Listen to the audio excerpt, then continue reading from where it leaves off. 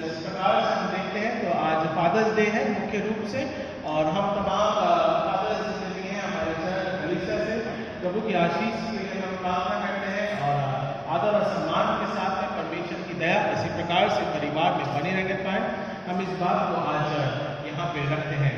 और साथ ही साथ में परमेश्वर का वचन, एक परमेश्वर जो हमारा पिता है और एक माता के रूप में संभालने वाला, दोनों ही कार्य करता है ना, नम्रता देता है, सामर्थ्य देता है, प्रभुता रखता है, अधिकार रखता है, और कहीं ना कहीं वो दंड भी देता है ताकि हम सीधे मार्गों पे चलने पाए। सो आज ये दोनों दिवस हम एक साथ मनाएंगे, और इसी के आधार पर आज का वचन जो है वो ठहराया गया है इफिसियों की पुस्तक उसका 6वां अध्याय और उसके पहले पद और दूसरे और तीसरे पद के माध्यम के द्वारा हम इसे देखते हैं। सो मैं दूसरा पद पढ़ देता हूँ जो कि मुख्य रूप से विचार करने के लायक है। अपनी माता और अपने पिता का आदर कर, यह पहली आज्ञा है जिसके साथ प्रतिज्ञा भी है ना, जिसके साथ प्रतिज्ञा भी है। आइए प्रार्थना करें। महान जीते अनुग्रहकारी पिता परमेश्वर, धन्यवाद देते हैं पिता, तो एक माता के रूप में भी पिता हमारे जीवन में अगुवाई करता है, एक पिता के रूप में भी हमारे जीवन में अगुवाई करता है, तो संभालता है, अपने प्रभुत्व में लेके चलता है। सो हम धन्यवाद के साथ में रखते हैं पिता। होने दें हम हमारे संसारिक माता पिता का जिस प्रकार से आदर और सम्मान करते हैं, उसी प्रकार से हमारे आत्मिक पिता प्रभु परमेश्वर का भी हम आदर सम्मान करते हैं पिता, क्योंकि तू योग्य परमेश्वर है, तूने हमें रचा है पिता परमेश्वर, अपने हथेली पे पिता परमेश्वर हमारे जीवन को रखा है, और पिता परमेश्वर बनाया है, बढ़ाया है और फलवत्ता करा है। सो पिता होने दे एक माता के रूप में भी और एक पिता के रूप में जो मेरे कार्य पिता उसे तो बड़े प्रेम से करता है। सो धन्यवाद देते हैं अनुग्रह के द्वारा वचन को समझने, उसे सामर्थ प्राप्त करने और पिता परमेश्वर आत्मिक मार्गों में चलने पाए। सब इस बात को प्रार्थना के रूप में रखते हैं। उद्धारकर्ता प्यारे बेटे प्रभु यीशु मसीह के नाम से मांगते हैं, सुना कबूल कीजिए इस प्रार्थना को। आमीन। सो परमेश्वर का वचन आपके हमारे बीच में जो पढ़ा गया वो इफिसियों की पुस्तक उसका 6वां अध्याय और 1 से लेकर 3 पदों के बीच में हम इस बात को देखते हैं। और आज हम परिवार के रूप में इस बात को जरा के कहते हैं कि माता पिता जो है वो पारिवारिक जीवन के लिए या बच्चों के लिए जिम्मेदारी का कारण होते हैं, और यही एक परिवार को बनाते भी है। हम और आप नई नई ऊंचाइयों पे जब बढ़ते हैं तो ये दोनों की एक प्रकार की कामनाएं होती है, या दोनों की एक साथ मिलकर जिम्मेदारियां होती हैं, या माता पिता की एक जिम्मेदारियों के कार्य के तहत वो परिवार आगे बढ़ता है।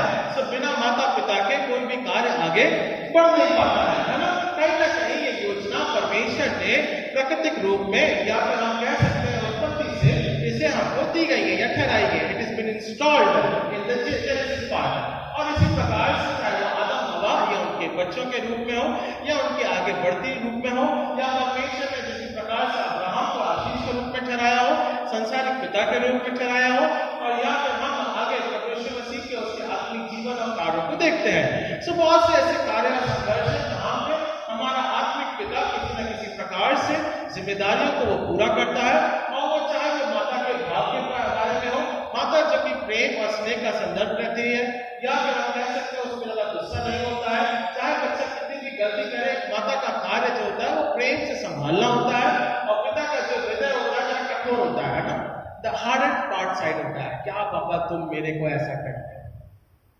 ना, लुक टुवर्ड्स लाइक दैट है ना। मम्मी के पास से हम जो चाहे वो मांग लेंगे, पिता से मांगने में थोड़ा सा संकोच होता है ना। ये नेचुरल सी बात है, इसमें कोई डाउट वाली बात नहीं है ना। सो समवेयर वी है ना, मम्मी से बोलेंगे हमको दे दो चुपचाप से, पापा को नहीं बताना। तो ये एक पारिवारिक जीवन का दृश्य है, या फिर आप कह सकते हैं पारिवारिक जीवन का ये स्थान है। पारिवारिक जीवन में एक प्रेम इस प्रकार से बना रहता है जिससे परिवार आगे बढ़ता है। सो माता पिता के आदर और सम्मान के बारे में थोड़ा सा बातों में हम विचार करेंगे, किस प्रकार से इसे हम देखते हैं। सो पहले अगर हम हमारे परमेश्वर पिता के रूप में अगर हम देखें तो वो हमको निर्देशित करता है, गिव्स द इंस्ट्रक्शंस है ना। पहली खूबी अगर एक माता पिता परमेश्वर के द्वारा अगर हम देखते हैं, फिर वो हमको क्या बोलता है, हमें प्रेम करता है ना। एक माता पिता के रूप में परमेश्वर को हम इस बारे में भी देखते हैं, और उसके बाद में दंड भी। और मैंने बहुत खाए डंडे और दंड दोनों बहुत खाए, बहुत खाया। ये भी तभी हम लोग जरा ऐसे नहीं, पहले खाते रहो फिर उसके बाद मार लो, चाहे जितना चाहे मार डंडे टूट जाते थे, कितनी मार खाई है ना।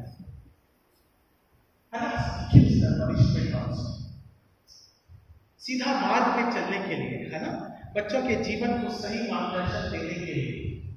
तो ये पिता की खूबी है ना, एक माता की खूबी में आता है। और ये खूबी है।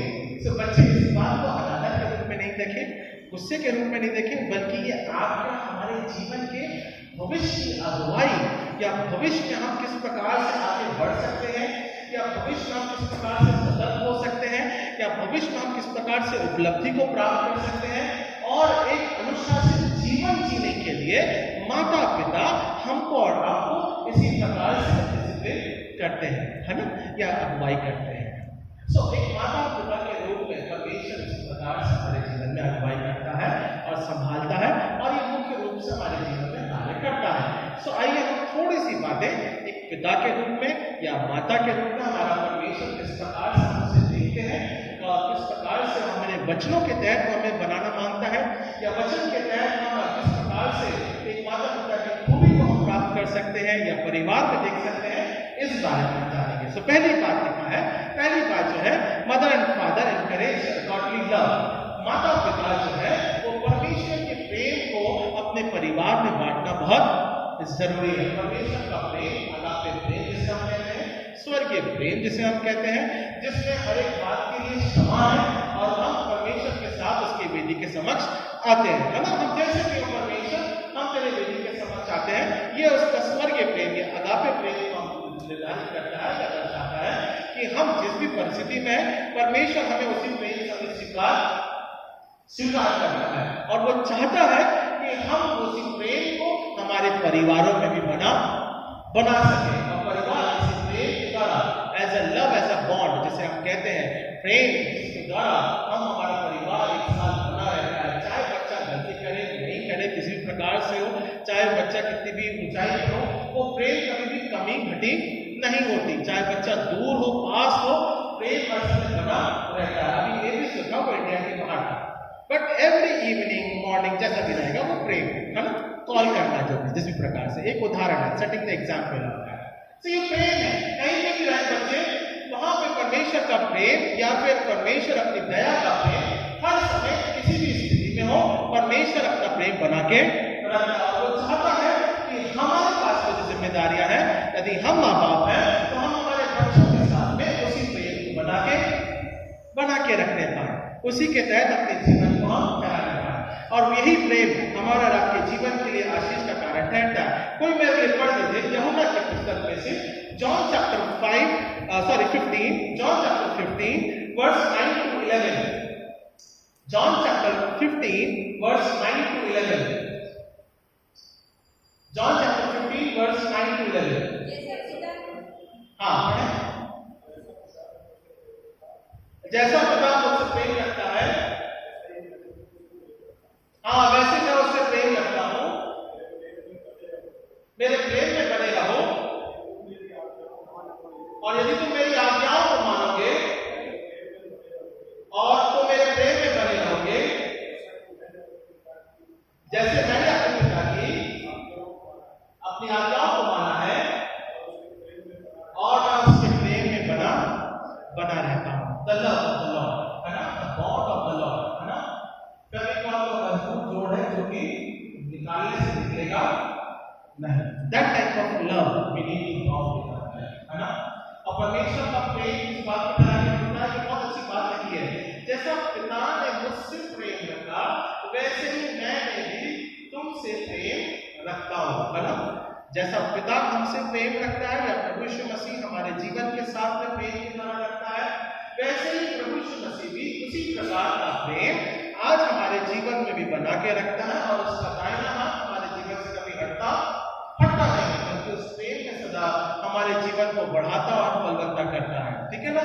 सो we are bound in that love, और उस प्रेम के द्वारा क्या होता है, यदि तुम मेरी आज्ञाओं को मानोगे तो मेरे प्रेम में बने।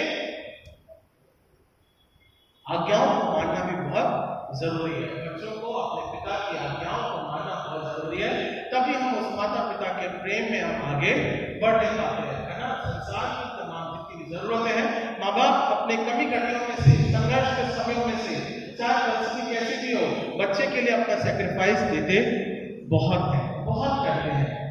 और बड़ी छोटी सी घटना है, अगर क्रिसमस का समय है और अगर हमको और आपको हमारे घर की जरूरत है जिस प्रकार से है, as a middle class family या फिर एज अ फैमिली अगर हम देखते हैं, और अगर उस जरूरतों के अनुसार अगर बैठता नहीं है तो हम हमारे बच्चे के लिए नया कपड़ा बना देंगे, पर अपने लिए हम रुक जाएंगे, है ना।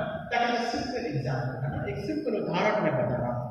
एक प्रेम इस बात का प्रकटीकरण है कि माँ बाप हमारे और आपके लिए सेक्रीफाइस करते हैं, वो उनकी जिम्मेदारी भी है, एक प्रेम भी है, इन सब कर्तव्य भी रहता है, पर आप हमको और आपको उनके उस प्रेम को ठुकराना, है ना। बहुत से बच्चे ऐसे होते हैं जो बाद में अपने माँ बाप को छोड़ के आगे बढ़ जाते हैं, तो उसे भी हमें ऐसा नहीं करना चाहिए, बल्कि हमको और आपको मसीह के उस प्रेम को पहचानना है, दैट सैक्रिफिशियल लव, है ना।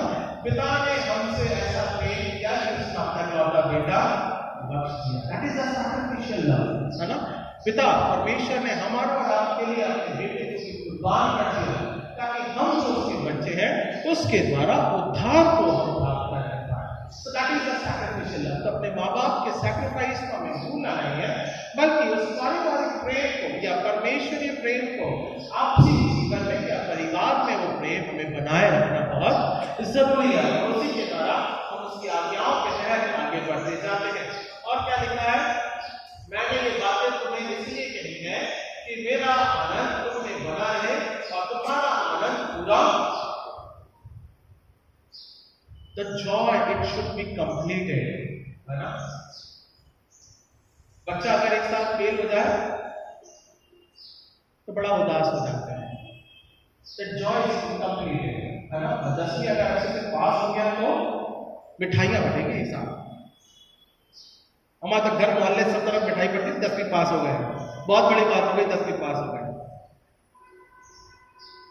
यह हकीकत है। 10वीं निकालना उस समय बहुत बड़ी बात थी, मिठाइयां बढ़ती थी पूरे घर परिवार में, और जश्न चलता था सप्ताह भर वो अलग।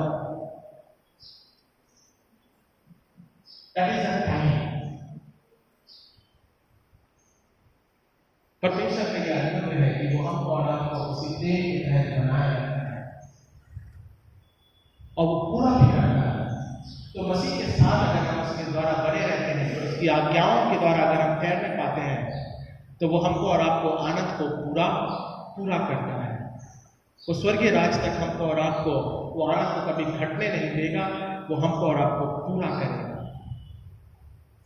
और यही माता पिता में या हमारे परमेश्वर में खूबी है कि वो प्रेम हमसे बनाए रखता है। दूसरी बात परमेश्वर के द्वारा जो हमको और आपको माता पिता या हम परमेश्वर को माता पिता के रूप में देखते हैं, इट फुलफिल द रिस्पॉन्सिबिलिटीज, वो हमको और आपको जिम्मेदारियों को पूरा करने में तात्पर्य रहता है, संघर्ष करता है।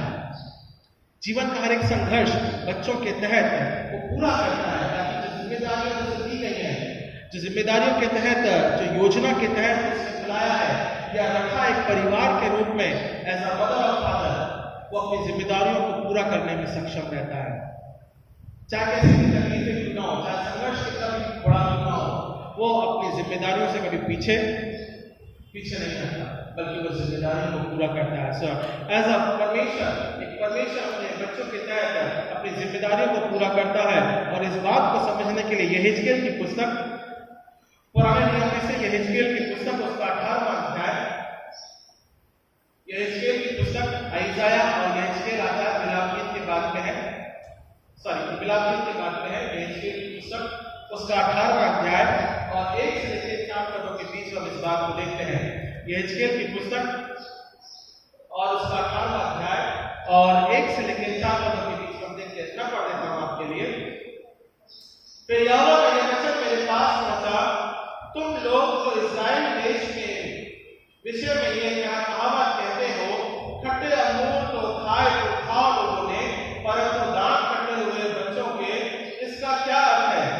प्रभु यहोवा यूं कहता है कि मेरे जीवन की शपथ, तुमको इस्राएल में फिर ये कहावत कहने का अवसर ना मिलेगा। हम कभी कभार क्या करते हैं, अपनी रिस्पॉन्सिबिलिटी से पलड़ा झाड़ लेते हैं, है ना। क्या लिखा हुआ है? वहां पे इस्राएलियों के बारे में लिखा है, वो क्या बोलते हैं, हमारे बाप दादा ने पाप किया, उस पाप का फल हम भुगत रहे हैं। अच्छा होता कि तो हमें मिस्र में छोड़कर आता, वहीं अच्छे थे हम, काय को लेकर आ गया जंगल में।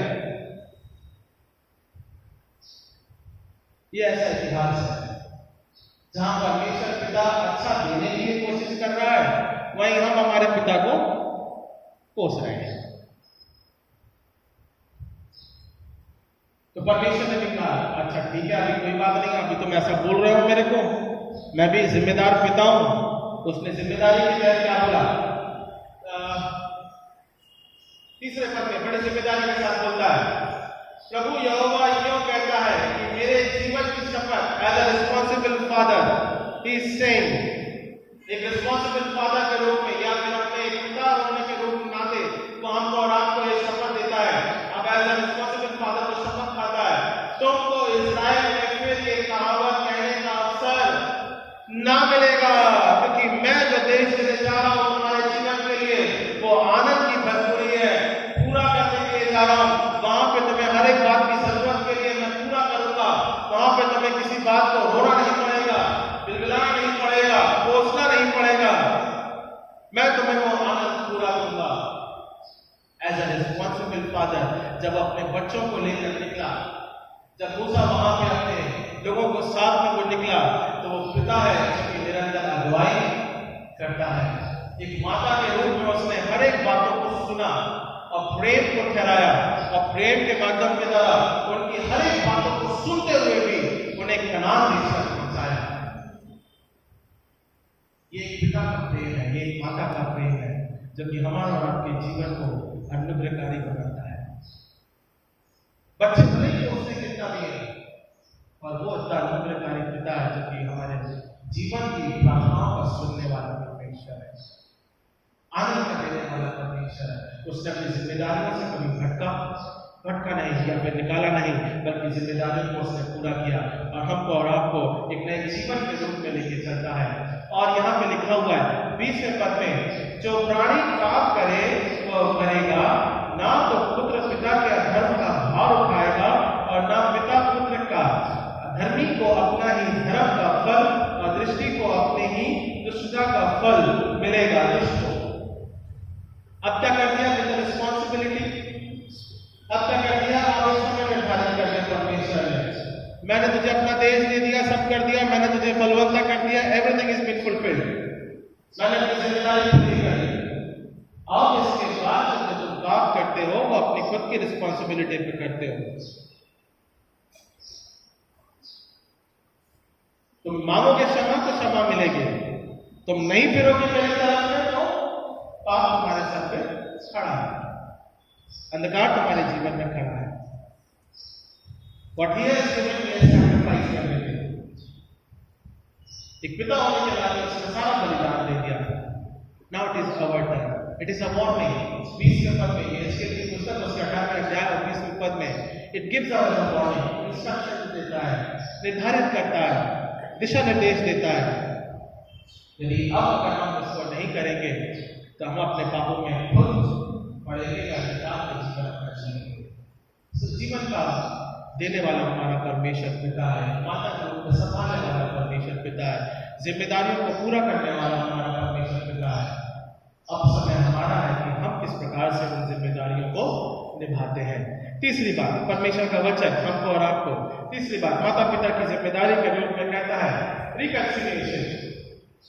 इन a family there should be a reconciliation, मेल मिलाप की संगति होना बहुत, बच्चों को माफी मांगना बहुत, गलती करी है और पिता से अगर आप माफी मांगेंगे तो कोई छोटे नहीं हो जाएंगे।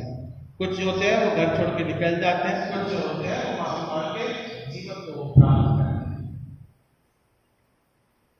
हमको और आपको घर को छोड़ना नहीं है, बल्कि जीवन को प्राप्त करना बहुत जरूरी है, चाहे वो हमारे सांसारिक जीवन में हो और चाहे वो हमारे आत्मिक जीवन में हो, क्योंकि इसका परिणाम जो होता है वो बहुत दुर्गति होता है, वो जीवन कभी फल नहीं पाता है।